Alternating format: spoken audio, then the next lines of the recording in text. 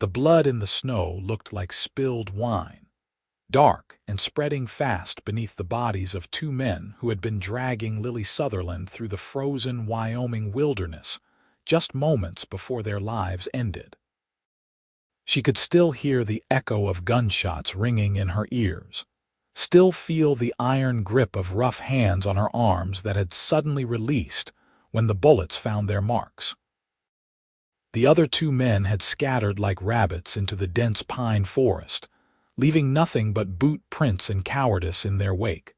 Lily collapsed into the snow, her dress torn at the shoulder, her auburn hair falling loose from its pins.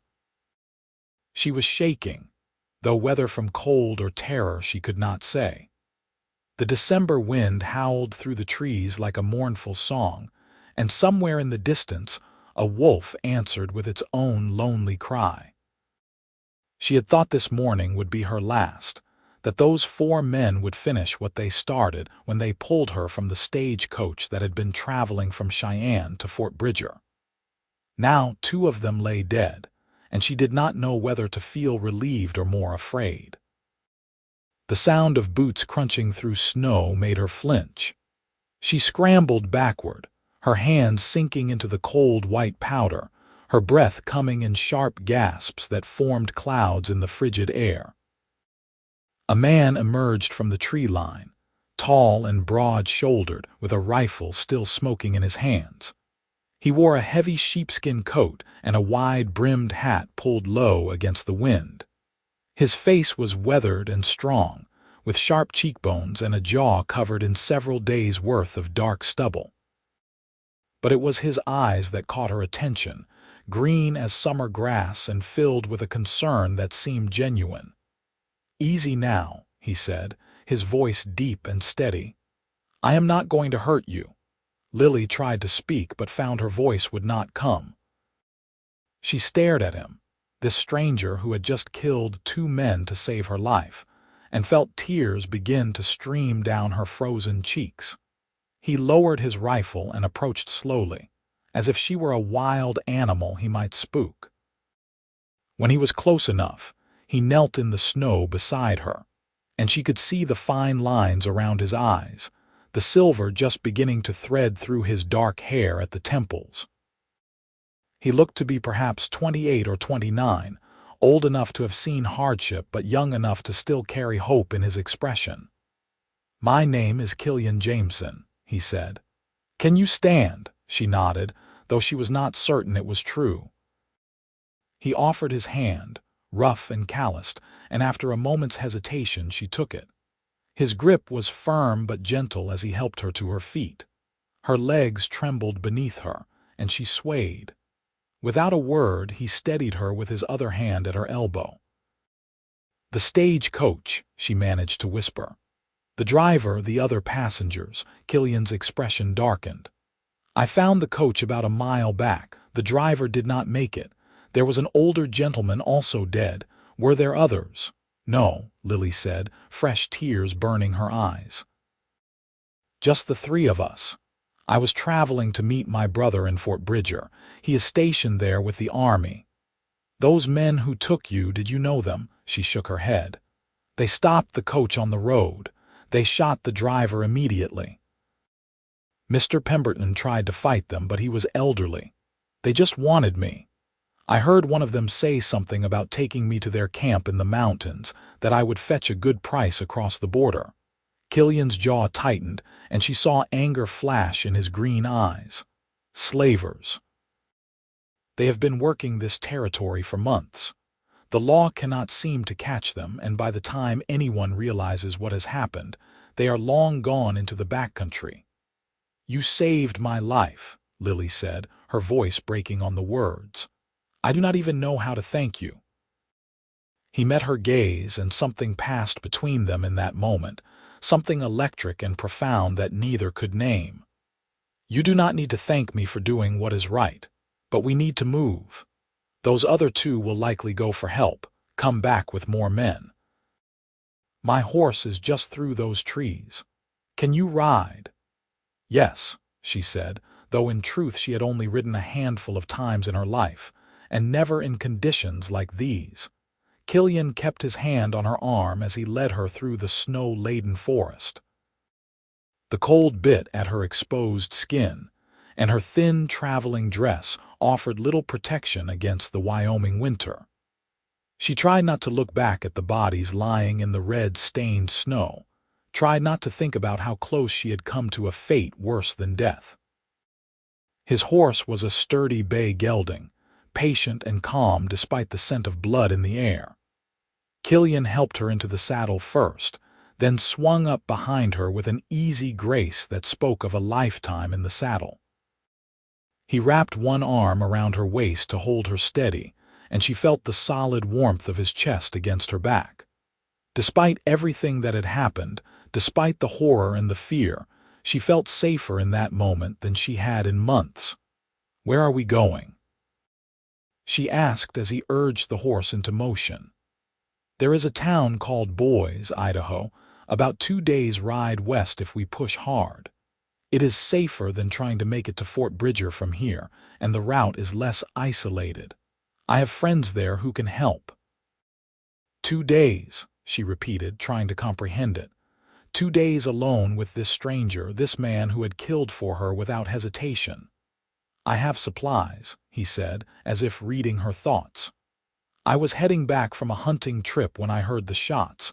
We will be all right, Miss Sutherland." She realized then that she had never told him her name. "How did you know?" "I heard one of those men use it before I took my shot." They rode in silence for a while, the horse picking its way carefully through the deep snow. The forest was thick with lodgepole pine and Douglas fir, their branches heavy with white powder. The sky above was the color of old pewter, promising more snow before nightfall. Lily tried to stay upright in the saddle, tried not to lean too heavily against Killian's chest, but exhaustion was pulling at her like an undertow. "You can rest," he said quietly. "I will not let you fall." She wanted to protest, to maintain some semblance of propriety and strength, but her body betrayed her. She let herself relax back against him, felt his arm tighten slightly around her waist, and closed her eyes.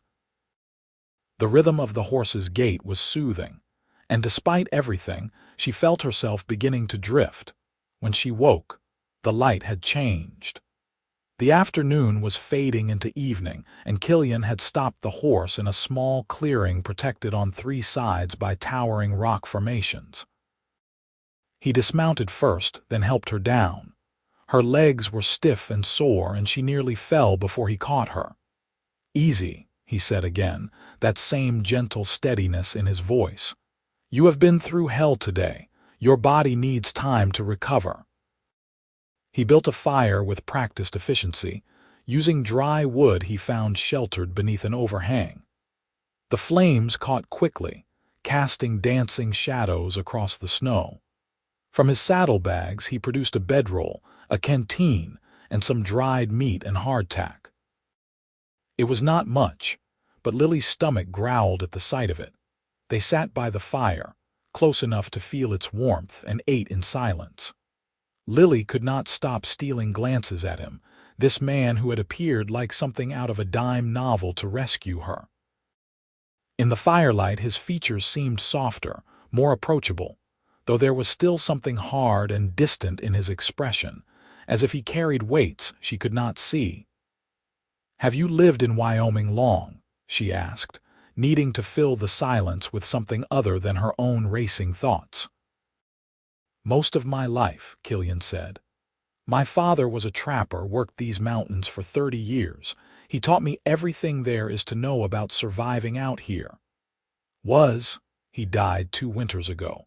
Pneumonia took him fast. My mother passed when I was young, so it has just been me since then." "I am sorry," Lily said softly.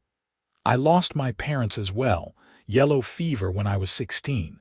My brother Thomas is all the family I have left." Killian looked at her then, really looked at her, and she saw understanding in his eyes. "You were going to live with him at the fort, for a time. He has been stationed there for 6 months and kept writing to me, saying he was worried about me living alone in Cheyenne. I worked as a seamstress there, made enough to get by, but he insisted. Said it was not safe for a woman alone. She laughed, but there was no humor in it. I suppose he was right. Those men, Killian said, his voice taking on an edge, they are part of a larger operation. I have been tracking them for weeks. Why? Lily asked. Are you a lawman? He shook his head. No, but they took someone from me once. A friend. A woman from a settlement near where I was working as a ranch hand. By the time anyone realized she was missing, it was too late. I found out later she was sold to a brothel in Mexico. She died there, never made it home. The pain in his voice was raw and real, and Lily felt her heart constrict. I am so sorry. Her name was Emma, Killian said quietly. She was kind and brave, and she did not deserve what happened to her. When I heard rumors that the same group was still operating in this territory, I started following their trail. I thought if I could stop them, prevent them from taking anyone else, maybe I could make some kind of peace with what happened. Lily reached out without thinking and placed her hand over his where it rested on his knee. You saved me today. Emma would be proud of that. He looked down at their hands and something flickered across his face, something vulnerable and uncertain. Then he turned his hand over and laced his fingers through hers, and they sat like that, hands clasped, staring into the fire as the snow began to fall again. That night they shared the bedroll, lying side by side with the fire between them and the infinite darkness beyond. It should have felt awkward or inappropriate, but instead it felt necessary, as natural as breathing. Lily could hear Killian's steady breathing beside her, could feel the heat radiating from his body, and for the first time since the attack she felt truly safe. Killian. She whispered into the darkness. Yes. What will happen when we reach boys? There was a long pause before he answered. I will make sure you are safe. I will help you contact your brother, arrange for you to get to Fort Bridger if that is what you still want. And then... Another pause, longer this time. And then I suppose I will go back to hunting those men. There are still 2 unaccounted for, and I cannot let them continue doing what they do. Lily rolled onto her side, facing him in the darkness. She could just make out the outline of his profile, the strong nose and stubborn chin. Do you ever think about stopping? About finding a place to settle down to live a life that does not revolve around vengeance? Every day, he admitted, his voice rough. But I do not know how. This has been my purpose for so long, I am not sure I remember how to be anything else. Maybe you could learn, she said softly. Maybe you deserve a chance at happiness, at peace. He turned his head to look at her, and even in the darkness she could feel the intensity of his gaze. Maybe we both do. She did not know who moved first, but suddenly the space between them was gone. His hand came up to cup her cheek, gentle and warm, and she leaned into his touch like a flower turning toward the sun. When he kissed her, it was soft and questioning, giving her every opportunity to pull away. But she did not want to pull away. She wanted to fall into him, into this moment, into the possibility of something beautiful rising from the ashes of this terrible day. The kiss deepened, became more urgent, and Lily felt something inside her shift and open. She had been courted before, had even been engaged briefly to a shopkeeper's son in Cheyenne, but she had never felt anything like this. This was fire and need and connection, something primal and pure that transcended words or reason. When they finally broke apart, both breathing hard, Killian pressed his forehead to hers. I should not have done that, he said, but his voice lacked conviction. I wanted you to, Lily whispered. I have never been more certain of anything. They did not sleep much that night, instead talking in hushed voices about their lives, their dreams, their fears. Killian told her about growing up in the mountains, about learning to track and hunt from his father, about the loneliness that had been his constant companion for so long. Lily told him about her years as a seamstress, about the quiet life she had built for herself in Cheyenne, about the gnawing feeling that she was meant for something more but did not know what. As dawn broke over the mountains, painting the snow-covered landscape in shades of pink and gold, they packed up camp and continued their journey west. The second day of riding was easier than the first, though the cold was no less bitter. They stopped frequently to rest the horse and warm themselves by small fires that Killian built with the ease of long practice.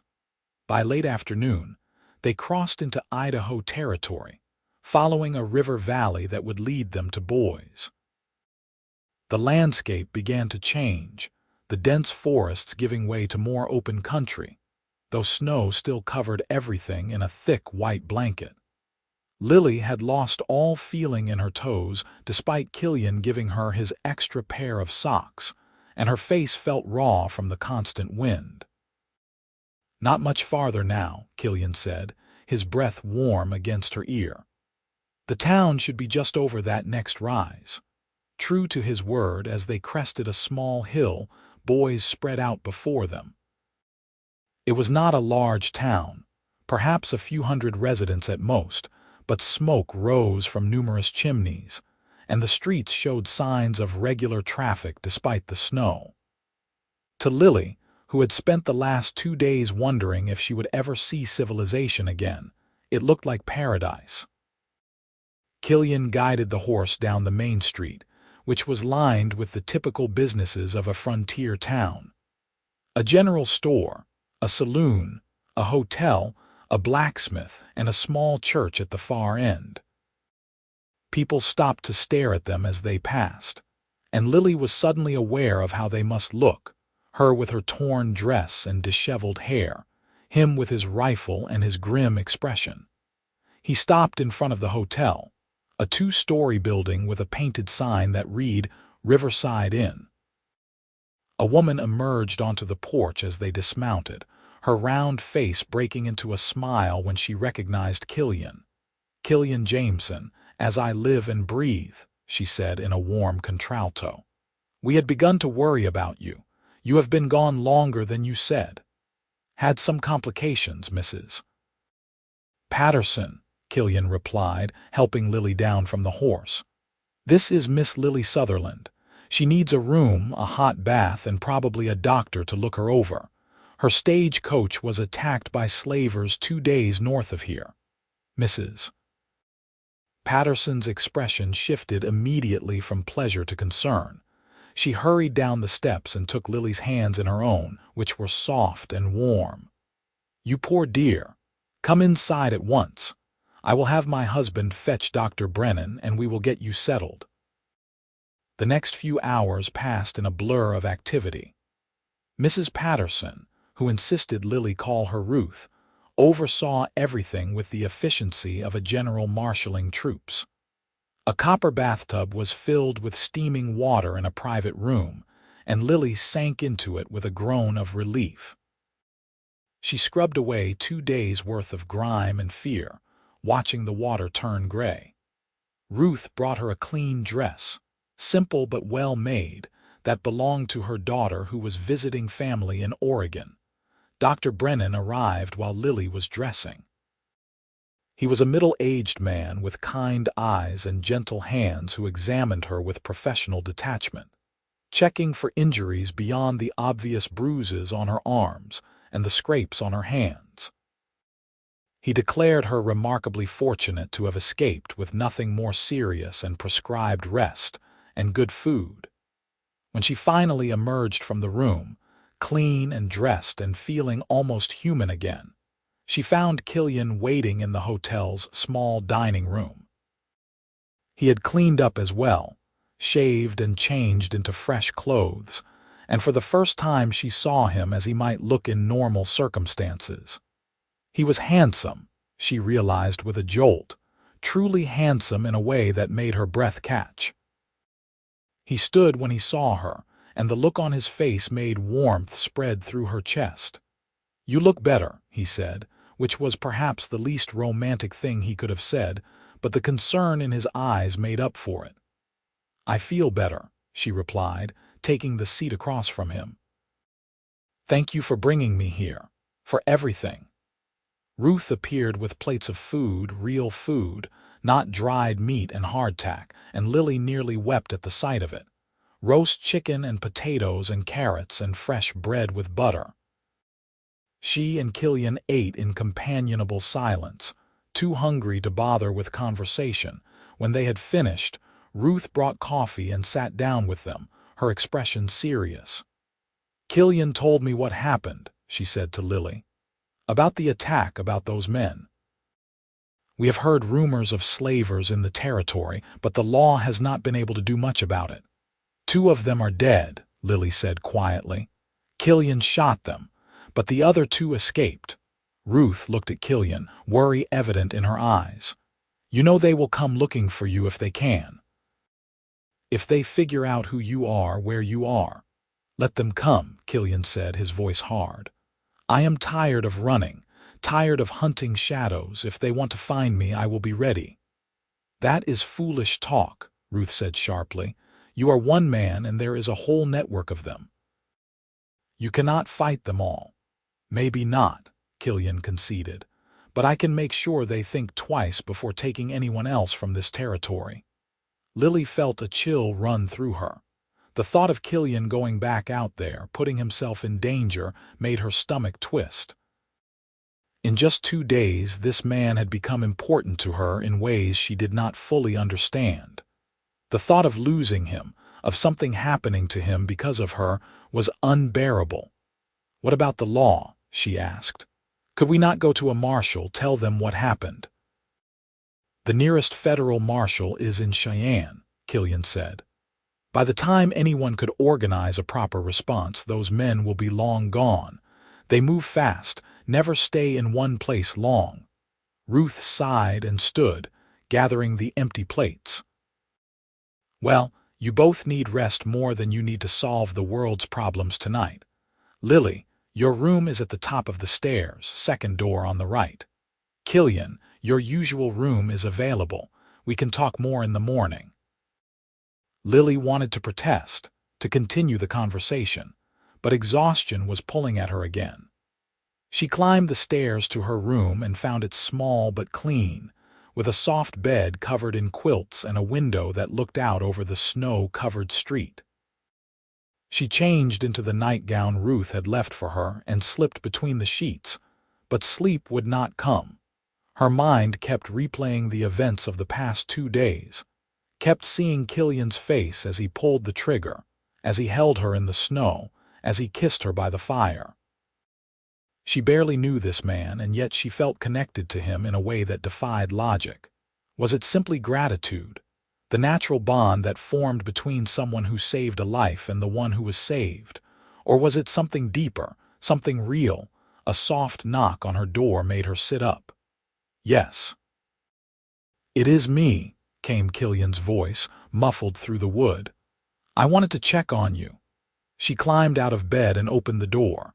He stood in the hallway, still dressed, his hair slightly damp from his own bath.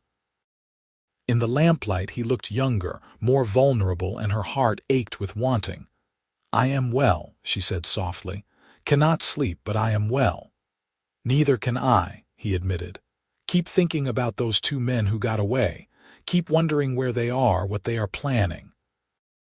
"Come in," Lily said, stepping back from the door. "We should not stand in the hallway." He hesitated for only a moment before entering. She closed the door behind him and led him to the small chair by the window. She sat on the edge of the bed, facing him, and for a long moment they simply looked at each other. "What happens now?" she asked, echoing the question from the night before. "I do not know," Killian said honestly. "I have been alone for so long, living for nothing but revenge and justice.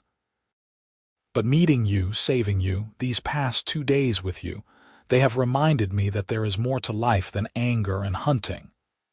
"Then stay," Lily said, her voice barely above a whisper. "Stay here in Boise or come with me to Fort Bridger. Do not go back out there alone." "I want to," he said, and she could hear the longing in his voice. God, Lily, I want to, but I do not know if I can let this go. Those men are still out there, still taking women, still destroying lives.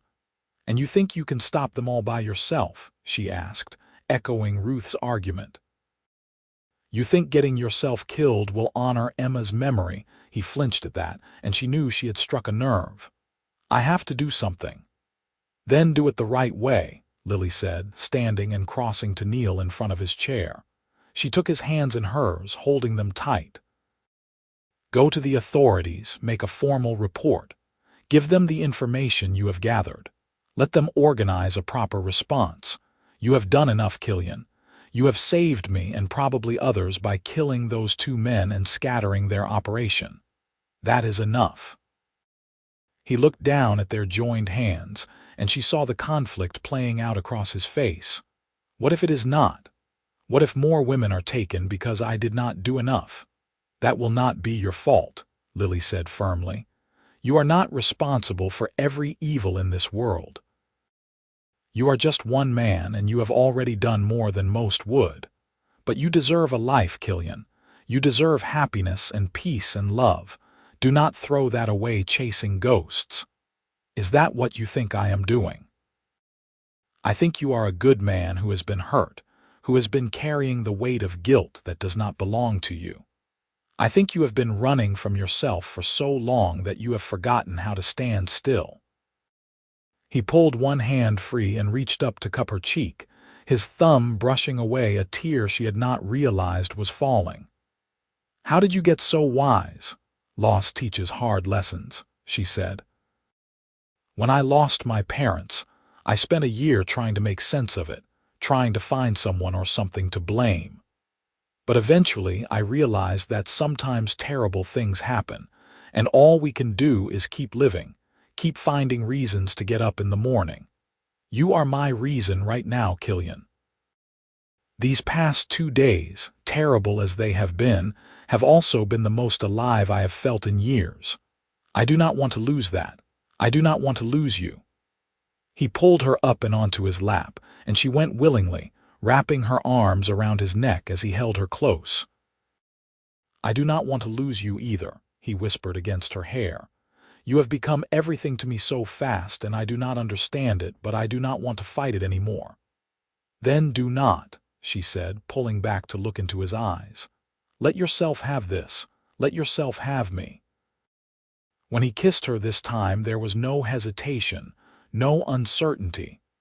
It was a claiming, a promise, a beginning. They stayed like that for a long time, holding each other, kissing softly, letting the connection between them deepen and solidify into something that felt permanent. Eventually, Killian carried her to the bed and laid her down gently, then stretched out beside her on top of the quilts. They did not do more than kiss and hold each other, propriety and respect keeping them from crossing certain lines, but it was enough. More than enough. When they finally fell asleep, tangled together as the snow fell softly outside, Lily felt more content than she had ever felt in her life. Morning brought bright sunshine and a sense of possibility. They ate breakfast with Ruth and her husband Henry, who was a quiet man with a kind smile, and discussed plans. Killian agreed to write a detailed report of everything he knew about the slavers and send it to the federal marshal in Cheyenne. Henry, who served as Boyce's mayor in addition to running the hotel, promised to organize a town meeting to discuss increased patrols and safety measures. What about you, dear? Ruth asked Lily as they cleared the breakfast dishes. Do you still plan to go to Fort Bridger? Lily glanced at Killian, who was deep in conversation with Henry about the best way to word the report. I am not sure, she admitted. Part of me thinks I should, that my brother will be worried sick when the stagecoach does not arrive, but another part of me wants to stay here. Ruth smiled knowingly. Because of him? Is it foolish? Lily asked. We have known each other only 2 days. Some people know each other for years and never truly connect, Ruth said wisely. Others meet and recognize something in each other immediately. There is no set timeline for these things. What matters is how you feel and what you want. I want him, Lily said simply. I want a life with him, but I do not know if he wants the same thing or if he is ready for it. Have you asked him? Before Lily could answer, there was a commotion in the street outside. Shouting, the sound of horses, a woman's scream. Killian was on his feet instantly, his hand going to the gun at his hip. Henry moved to the window and looked out, his face going pale. "It is them," he said. "The slavers. There must be 8 or 10 of them, all armed." Lily's blood turned to ice. She looked at Killian and saw his expression harden into something cold and determined. "Stay inside," he ordered. "All of you stay inside and away from the windows." "Killian, no," Lily started, but he cut her off. "I have to go out there. They are here because of me, because of what I did. I cannot let innocent people get hurt." "Then let me come with you," Lily said, grabbing his arm. "Do not face them alone." "No," he said firmly, but his eyes were gentle when he looked at her. "I need you to be safe. That is all that matters to me." Henry was loading a rifle, his hand steady despite the fear in his eyes. "I will go with you. This is my town. I will not hide while it is threatened." Several other men had gathered in the hotel, drawn by the noise, and they too were arming themselves. Killian looked around at them, these ordinary men willing to stand and fight, and nodded. "We go out together, show a united front. Maybe we can resolve this without bloodshed." They filed out onto the street, and Lily rushed to the window despite the warnings to stay back. Her heart hammered in her chest as she saw the group of riders assembled in the middle of the main street. They were rough-looking men, hard and mean, with guns holstered at their hips and rifles across their saddles. At the front of the group was a man who looked like he might be their leader, with a scarred face and eyes like chips of ice. "We are looking for the man who killed our friends," the leader called out, his voice carrying easily in the cold air. "Cowboy, who thinks he is some kind of hero." "We know he is here. We tracked him." Killian stepped forward, separating himself from the other men. "I am the one you want. Let these people be. This is between us."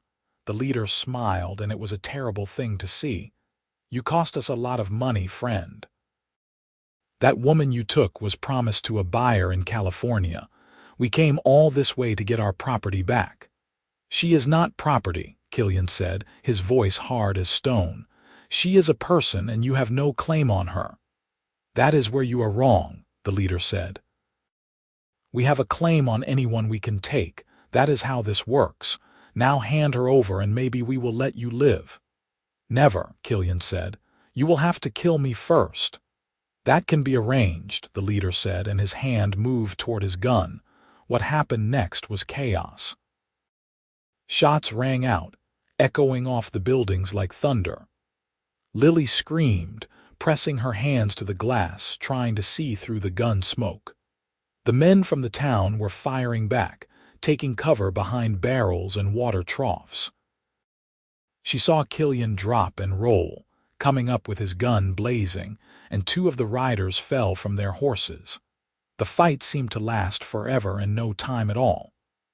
When the smoke finally cleared, 4 of the slavers lay dead or dying in the street. The leader was wounded, clutching his shoulder, and the remaining men had their hands raised in surrender. The townsmen moved forward cautiously, disarming them, tying their hands. Lily burst out of the hotel and ran to Killian, who was standing in the middle of the street with his gun still drawn.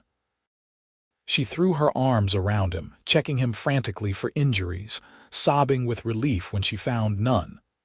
"I am all right," he said, holstering his gun and holding her tight. "It is over. They are done." Sheriff Thompson, who had been on the far side of town when the shooting started, came riding up with several deputies. He surveyed the scene with a grim expression, then began taking the surviving slavers into custody. The wounded leader was carried to Dr. Brennan's office under armed guard. Henry clapped Killian on the shoulder. "You did good, son. Real good. Those men will hang for what they have done. Over the next few hours, statements were taken and reports filed. The captured slavers, faced with the certainty of the noose, began talking, giving up names and locations of other members of their organization. Sheriff Thompson sent telegrams to marshals in neighboring territories, setting in motion a coordinated effort to bring down the entire network.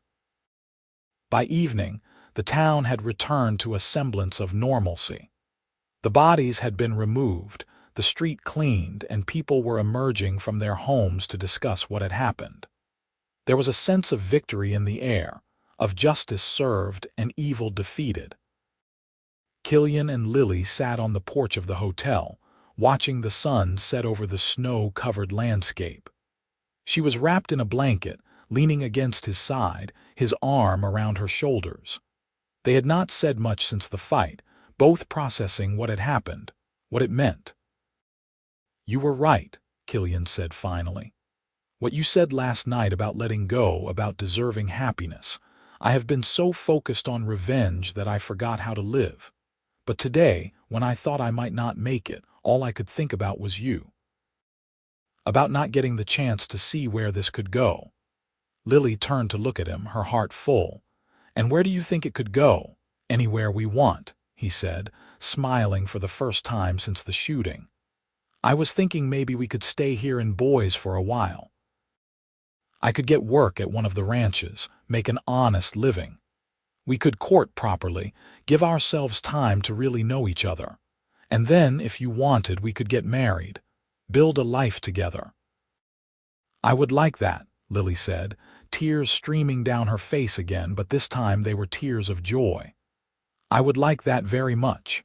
He kissed her then, soft and sweet, and Lily felt something settle in her soul. This was right. This was what she had been searching for without knowing it. Not just safety or security, but true partnership, true love. "What about your brother?" Killian asked when they broke apart. "He will still be expecting you." "I will send him a telegram tomorrow, explain what happened. I am sure he will understand. And maybe in the spring, when the passes are clear, we could go visit him together." "I would like to meet him," Killian said. "Make sure he knows my intentions toward his sister are honorable."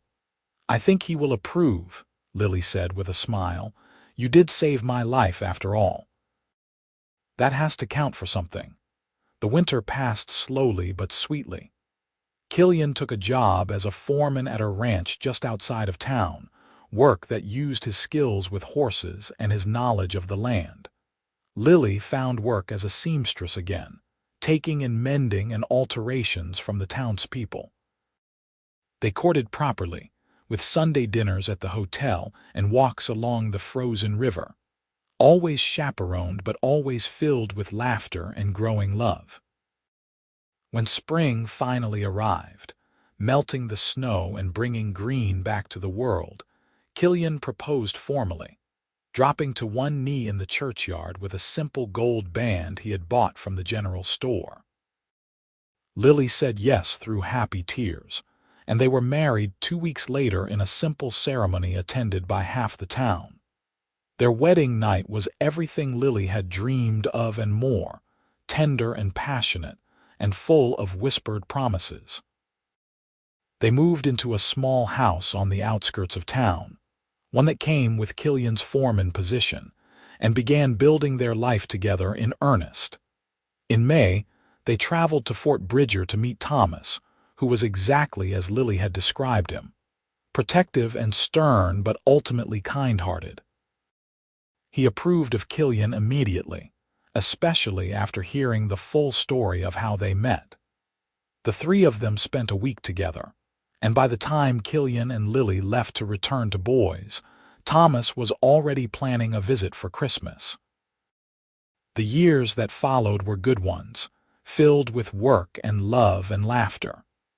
Killian proved to be everything Lily had hoped for in a husband: devoted, hard-working, gentle when gentleness was needed, and strong when strength was required. Their home became a gathering place for friends, always warm and welcoming. In the spring of 1874, Lily gave birth to their first child, a son they named Benjamin, with his father's green eyes and his mother's auburn hair. Killian wept when he held him for the first time, overwhelmed by the love he felt for this tiny person, this symbol of the life he and Lily had created together. 2 years later came a daughter, Grace, who was fierce and independent from the moment she drew breath. Then another son, Daniel, who was quiet and thoughtful. Their house rang with the sounds of children playing, of family dinners, of bedtime stories and whispered prayers. Killian never went back to hunting criminals or seeking vengeance. The slavers he had helped capture were tried and hanged, their network dismantled, and that chapter of his life closed. Instead, he poured all his energy into his family, his work, and his community. He served on the town council, helped organize a school, and became known as a man of integrity and compassion. Lily thrived as well, her seamstress business growing until she had 2 young women working as her apprentices. She was known for her skill with a needle and her fair prices, but also for her kindness, often doing work for free for families who had fallen on hard times. As their children grew, Killian and Lily made sure they knew the story of how their parents met. Not all the gory details, but enough to understand that sometimes the worst moments of our lives can lead to the best things. They taught their children about courage and compassion, about standing up for what is right even when it is hard, about the power of love to heal and transform. On their 20th wedding anniversary, Killian surprised Lily with a trip back to the spot where he had first saved her. The forest had changed over the years, the trees grown taller, the landscape softened by time. But they found the clearing or something close to it and stood together in the dappled sunlight, hands clasped. "Do you ever regret it?" Killian asked. "How we started, the violence and fear?" Lily shook her head. "Never. Not for a moment. Yes, it was terrible, but it brought me to you. And everything we have built together, everything we have become, it all started in this forest. This is holy ground to me." He pulled her close, kissing her forehead. "You saved me, you know, just as much as I saved you. I was lost before I met you, empty and angry and alone. You gave me purpose, gave me a reason to live instead of just survive." "We saved each other," Lily said, reaching up to touch his cheek, now lined with age but still handsome, still the face she loved more than any other. "That is what love does. It saves us from ourselves." They returned to Boise as the sun was setting, riding together on the same horse they had ridden 20 years before, though both were older and grayer now. Their children were waiting at home, Benjamin with his young wife, Grace with her fiancé, and Daniel still dreaming of adventure. Thomas had come from Wyoming with his own family, making the house burst at the seams with love and laughter. That night, as Lily lay in bed with Killian's arms around her, listening to the sounds of their full house, she reflected on the strange paths life takes.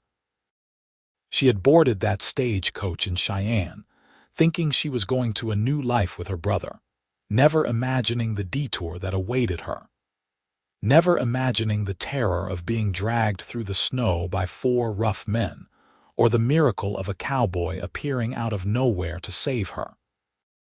But that is how the best stories go, she thought. Not the ones we plan, but the ones that find us when we least expect them. The ones that begin with fear and end with love, that transform us into something better than we were before. Years later, when Lily was an old woman with silver hair and a lap full of grandchildren, she would tell them the story of how she met their grandfather. She would describe the snow and the gunshots, the 2-day ride to Boise, the kiss by the fire that changed everything. The children would listen with wide eyes, thrilled by the adventure, inspired by the romance. And every time at the end of the story, one of them would ask the same question. "Were you scared, Grandma?" and every time Lily would smile and give the same answer, terrified. But sometimes the things that scare us most are the things that lead us exactly where we need to be. Killian Jameson and Lily Sutherland lived long, full lives in Boise, Idaho, becoming pillars of their community and beloved by all who knew them. They died within months of each other in their 80s, surrounded by children and grandchildren and even a few great-grandchildren. They were buried side by side in the church cemetery, their headstones simple but meaningful. Here lie Killian and Lily Jameson, beloved parents, grandparents, and friends. Their love story began in the snow and lasted a lifetime. And on winter days, when snow fell soft and white over that little cemetery, people swore you could still feel the love between those two graves, strong and warm as a fire on a cold night, proof that some bonds transcend even death. Their story became legend in Boise, passed down through generations, a reminder that heroes come when they are needed most, and that true love can bloom even in the harshest conditions. The house they lived in stood for another 50 years, eventually becoming a museum dedicated to the early settlers of Idaho. In the living room, preserved under glass, was Lily's wedding dress, which she had sewn herself, and Killian's old rifle, the one he had used that day in the forest.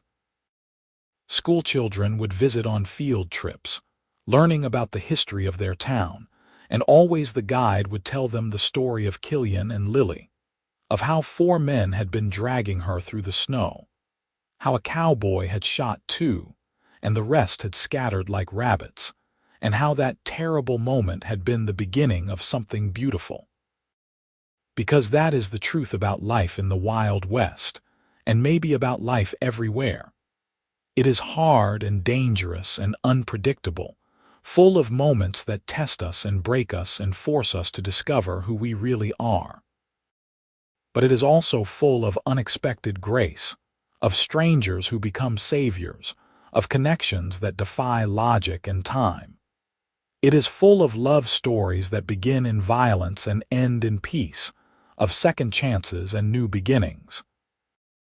Killian and Lily's story was one of thousands that played out across the frontier in those years, but it was special because it was theirs.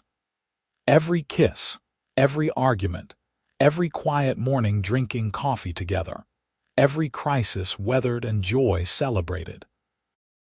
All of it added up to a life well lived, a love well earned, a story worth telling. And in the end, is that not what we all hope for? To have our own story, to find our own love, to look back on our lives and know that we mattered, that we were brave when bravery was required, that we opened our hearts when opening them was terrifying, that we chose love over fear, hope over despair, connection over isolation. Killian chose to pull the trigger that day not out of bloodlust, but out of an instinct to protect, to serve something larger than himself. Lily chose to trust him, to open her heart to possibility even when everything in her life had just been shattered. And both of them, together, chose to keep choosing each other, day after day, year after year, through good times and bad, through joy and sorrow, through all the ordinary and extraordinary moments that make up a shared life. Their descendants still live in Idaho, scattered across the state, but bound together by the story of their ancestors. At family reunions, someone always raises a glass to Killian and Lily, to the grandmother and grandfather who started it all with a gunshot in the snow, and a love that would not be denied. And when the toast is made, when the glasses clink together, there is always a moment of silence, of remembrance, of gratitude for the choices they made and the legacy they left behind. Because legacy is not just about money or property or even accomplishments. Legacy is about the love we leave behind, the lives we touch, the stories we create that others will tell long after we are gone. Killian and Lily understood that, lived it every day, and passed it on to their children and their children's children. And somewhere, in whatever comes after this life, they are still together, still holding hands, still looking at each other with the same wonder and devotion they felt that first night by the fire. Still grateful for the twist of fate that brought them together, still amazed by the life they built from such a dark beginning. Still and forever in love. The Wild West was a place of extremes, of breathtaking beauty and brutal hardship, of opportunity and danger existing side by side. It shaped the people who lived through it, forged them in its fires, demanded everything they had and then asked for more. But for those who survived, for those who found something worth fighting for in that harsh landscape, it offered rewards beyond measure. It offered freedom and possibility, the chance to reinvent yourself, to escape the past and create a new future. For Killian, it offered redemption. A chance to transform his anger and grief into something positive, to channel his pain into protection rather than destruction. For Lily, it offered adventure and love, a life bigger and more meaningful than she had ever imagined for herself. And together, they found what so many seek but few ever truly find, a partner who sees them completely, accepts them fully, and loves them unconditionally. Their story, like all great love stories, is ultimately simple. Two people met under terrible circumstances, chose to see the best in each other rather than the worst in their situation, and built a life on that foundation of mutual respect and growing affection. There was nothing easy about it, nothing guaranteed. They had to work at it every day, had to choose each other over and over again. But they did, and in doing so, they created something that lasted, something that mattered, something that continues to inspire more than 100 years later. So when the snow falls in Idaho, when winter comes again as it always does, remember Lily Sutherland being dragged through the white powder by 4 cruel men. Remember Killian Jameson raising his rifle, making a split-second decision to intervene, to act, to save a life. Remember the 2 men falling, the other 2 scattering like rabbits, and a love story beginning in the most unlikely of ways. Remember that from the darkest moments can come the brightest lights, that courage and compassion can transform tragedy into triumph, and that love, true love, is always worth fighting for,